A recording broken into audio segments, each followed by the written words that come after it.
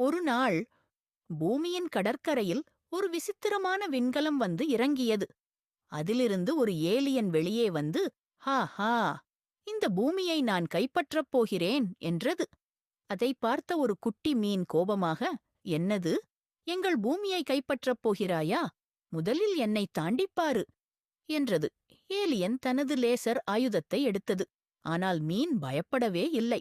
இதோ வாங்க என்று சொல்லி பெரிய தண்ணீர் பீச்சை ஏலியன் மீது அடித்தது.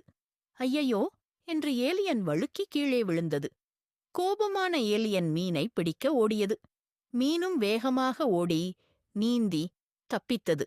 அப்போது திடீரென்று ஏலியனின் வயிறு குர்ரு என்று சத்தம் போட்டது. மீன் சிரித்துக்கொண்டே, சண்டை வேண்டாம் நண்பா, முதலில் சாப்பிடலாம் என்றது. ஏலியன் ஆச்சரியமாக, நண்பனா என்றது. ஆமாம், அன்றிலிருந்து ஏலியனும் மீனும் சண்டைக்காரர்கள் இல்லை, உயிர் நண்பர்கள் ஆகிவிட்டார்கள்.